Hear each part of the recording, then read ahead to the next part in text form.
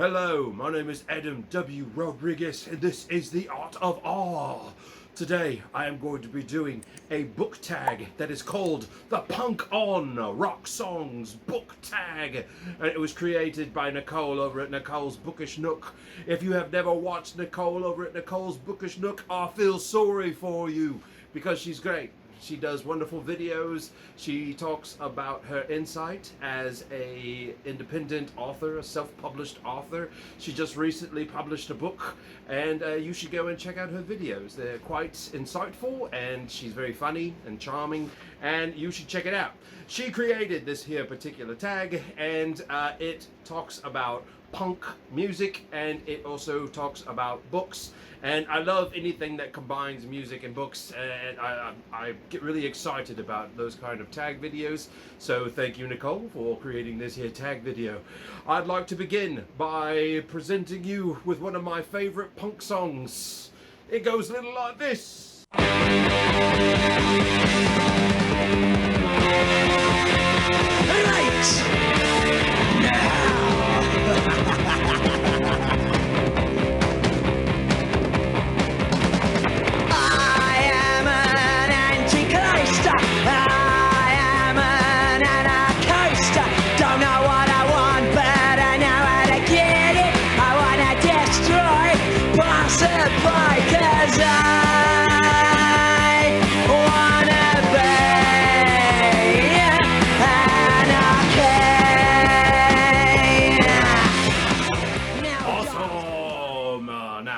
Just dive right into the prompts on this particular tag. Here we go. Prompt number 1, American Jesus by Black Flag. It's a great song. A fiction or non-fiction book about religion. And I picked American Gods by Neil Gaiman. I really like this book mostly because it doesn't just talk about like Christianity. It goes into other mythologies. There's some Egyptian mythos in there. There's a lot of Norse mythology and a lot of other random obscure stuff where I'm just like, oh, this is great. And like mythological creatures are represented in it and stuff like that. So I really like the hodgepodge of mythologies all mixed together and the creation of new gods, right? New gods that that embody America, the American spirit, right? So I think it's very clever. Neil Gaiman is somebody that I haven't read a lot of, so but American Gods is really cool. I actually haven't read the book yet. It's up on my shelf.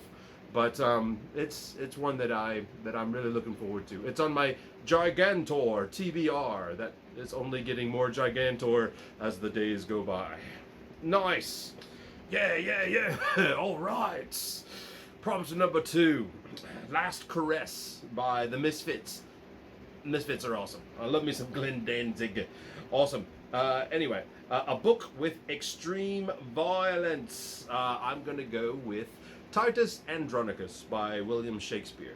I like this one in particular. It's one of my favorite Shakespeare pieces because it was like one of his more unpopular pieces. It's one of those, like, when people do Shakespeare, they want to have like butts in seats. And what plays are going to put butts in seats? People want to see Hamlet.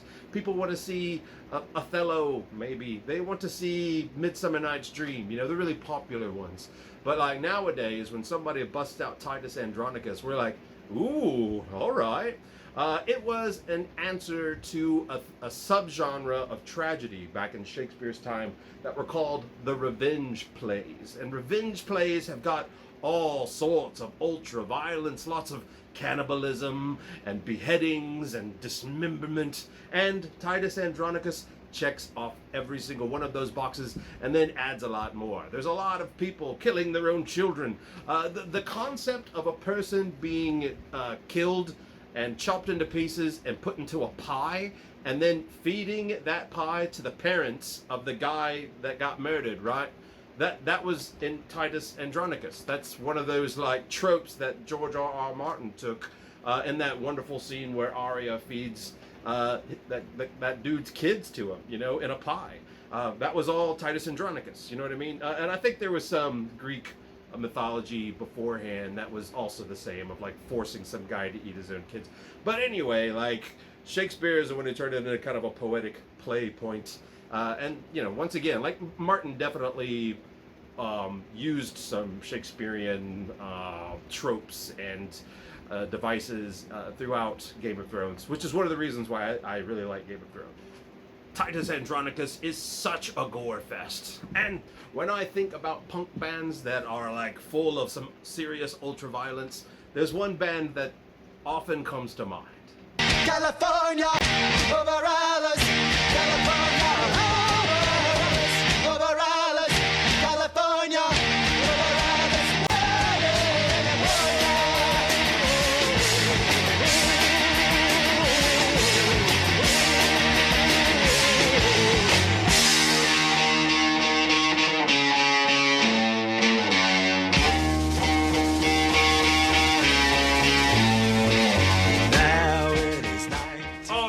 Let's go to question number 3, prompt number 3.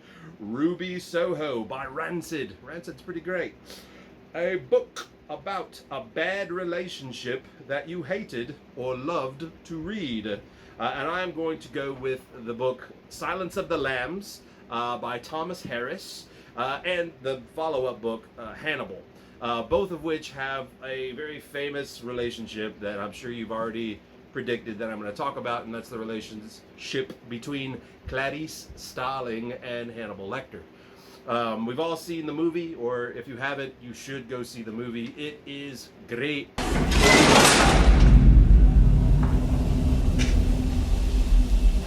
A census taker once tried to test me. I ate his liver with some fava beans and a nice Chianti. Yeah, Anthony Hopkins and Jodie Foster were just like amazing in this film. It was one of those first horror films to actually get like Academy Award recognition and stuff like that. I mean, it's such a good flick, and it's such a good book. So y'all guys should check that bad boy out. Anyway, the relationship is like utterly creepy, and it just makes your skin crawl the whole time. And the fact that it kind of builds into a more romantic relationship as it goes, you know, after starting in such a creep fest, you know, it's pretty darn entertaining. And yeah, you kind of love to hate it and hate that you like it a little bit. Well done, Thomas Harris. Well done. Awesome. And when I think about punk bands that have songs that sort of resonate with bad relationships, there's none better than this one. Should I stay or should I go now? Should I stay or should I go now? If I go there will be trouble, and if I stay it will be double. So come on and let me know. This indecision's bugging me. Indecision may molest. If you don't want me, set me free. Super cool! Prompt number 4.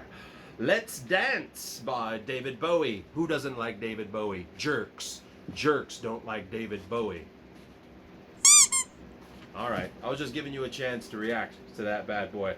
Anyway, Let's Dance by David Bowie. A book that has at least one dance scene in it. And I'm going to talk about a short story that is all about a grand ball that is going on. And that is The Mask of the Red Death by Edgar Allan Poe.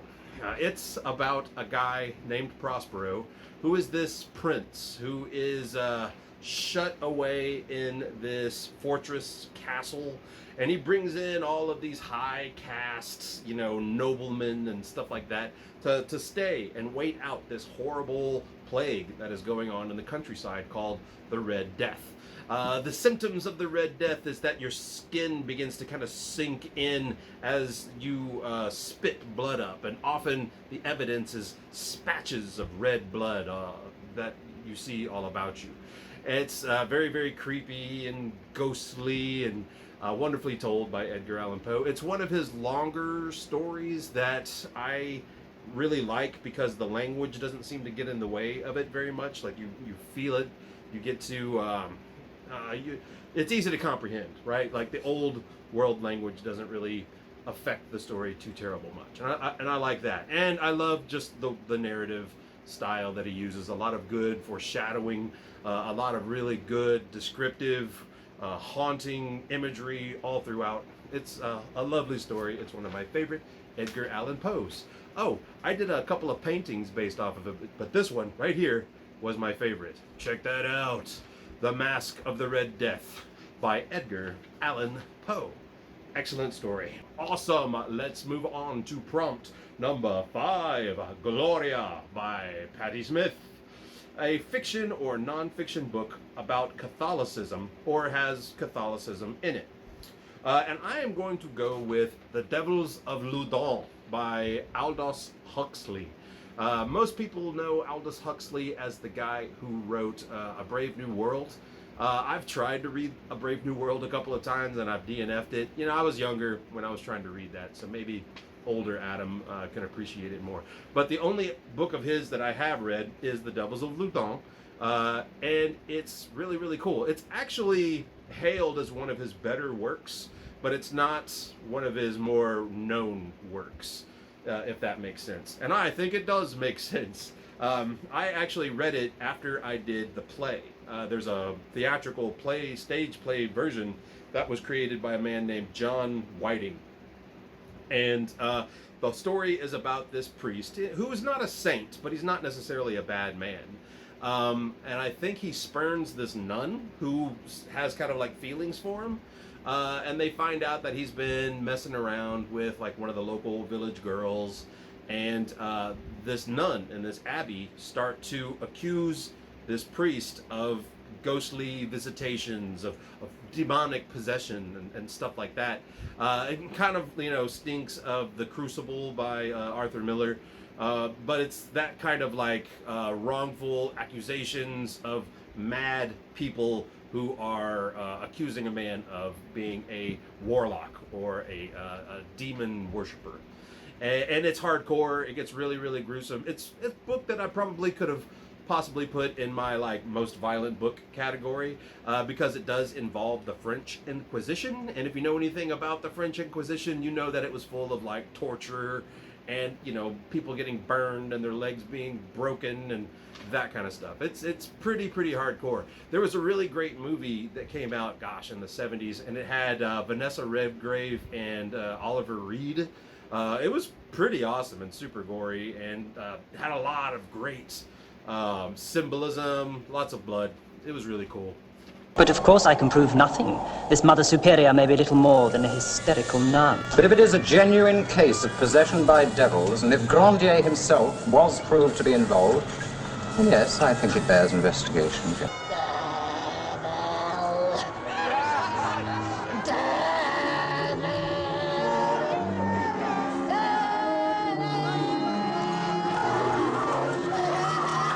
Hell will hold no surprises for you.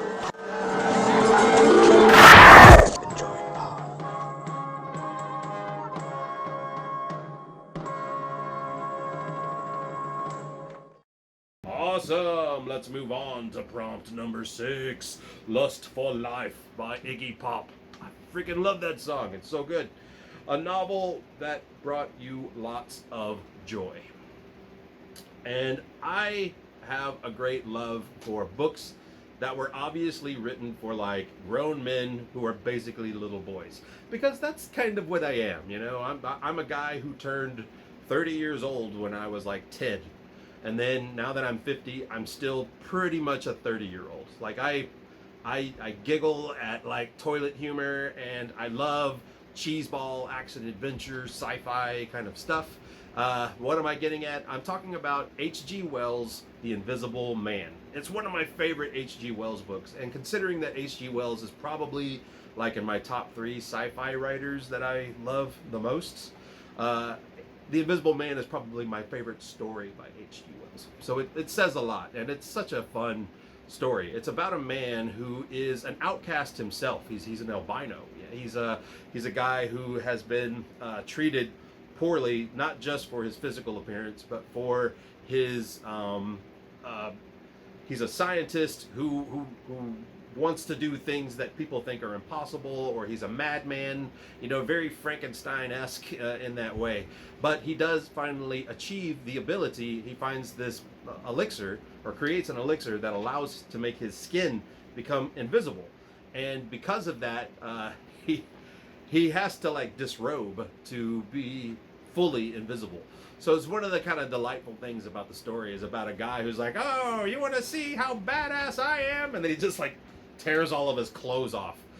So the idea of a cackling naked man running around doing nefarious things while he's naked and invisible is really funny. In fact, in the book, like there are moments where his nakedness becomes like a problem for him while he's trying to do nefarious things.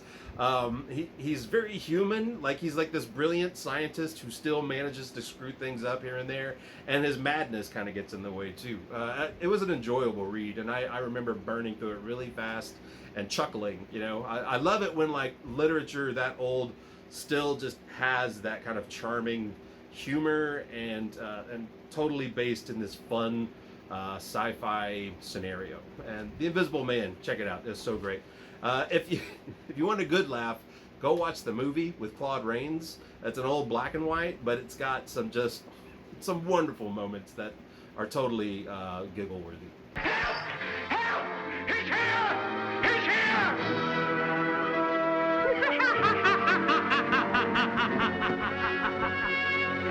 Here we go gathering nuts and may on a cold and frosty morning. Whoops! It is great. It's such a great bloody book. Go and read it, maybe even watch it. Who knows? And when I like to think about punk bands that make me laugh, guys that just put a big grin on my face, guys that bring me joy, the punk band that always makes me smile is the Dead Milkman. You guys, those dudes are so great.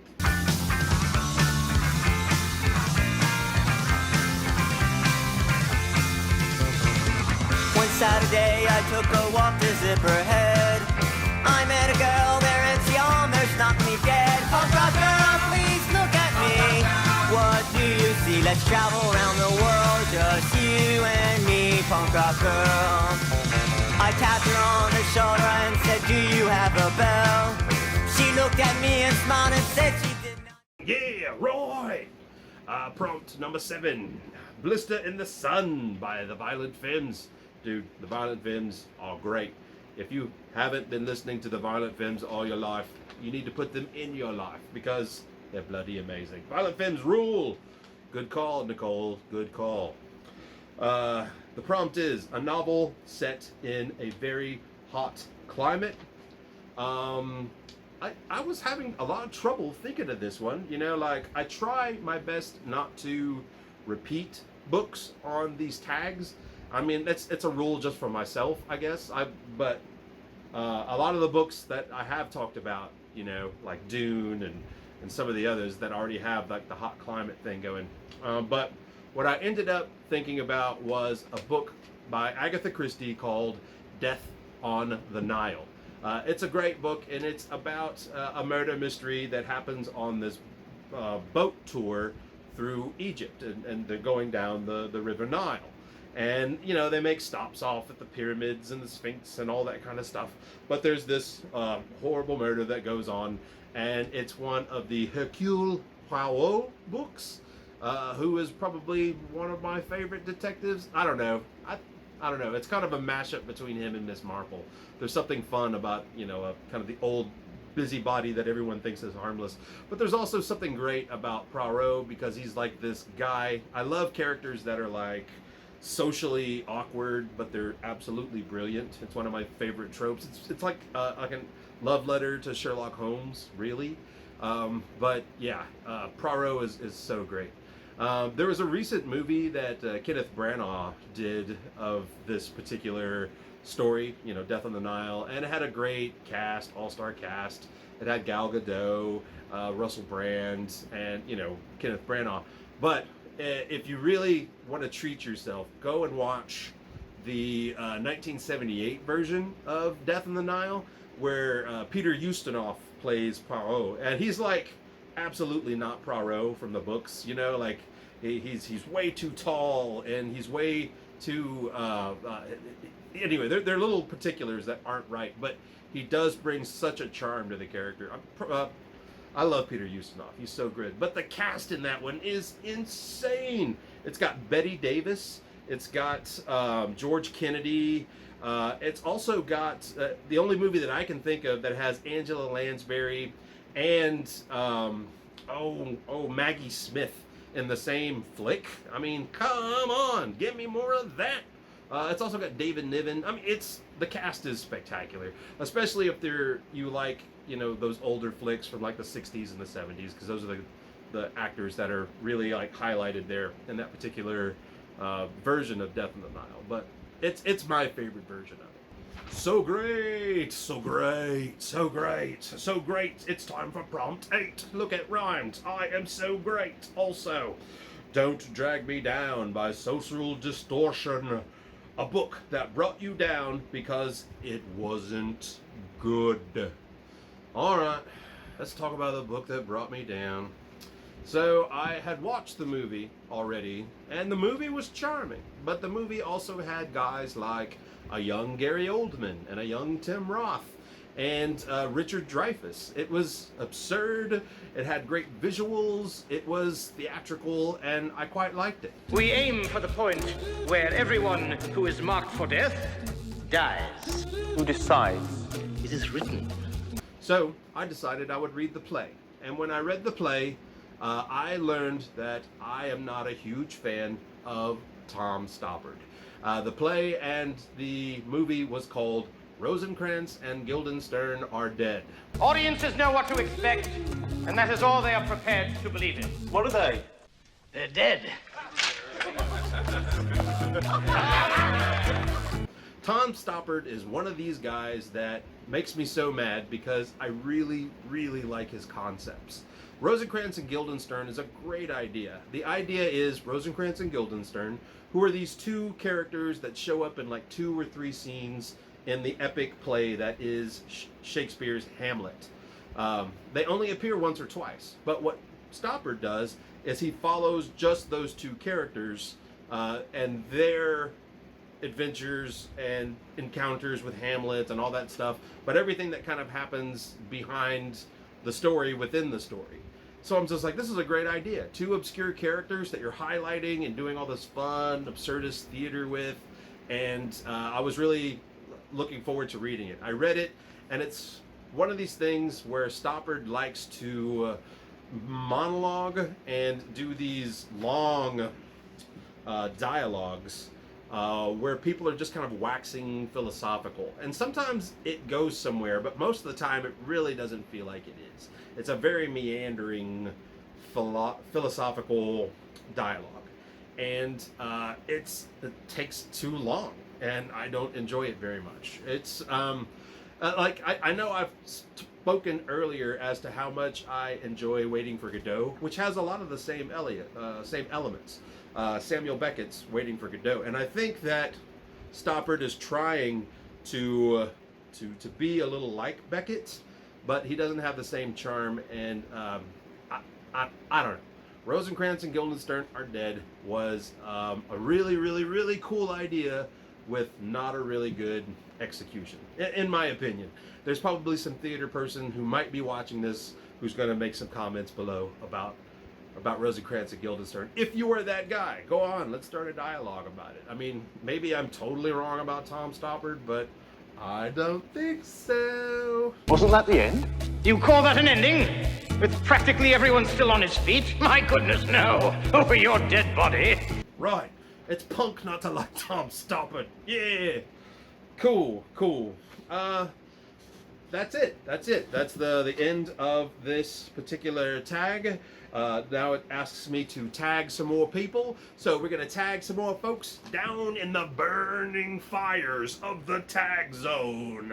Let's go! Alright, welcome to the Tag Zone. I would like to tag David from David's Book Reviews, Chris from Chris Reads, Bad as Rad 2, The Goddess of Gaul, Jay Creighton Smith, and my friend Chaz from Booker's Chaz.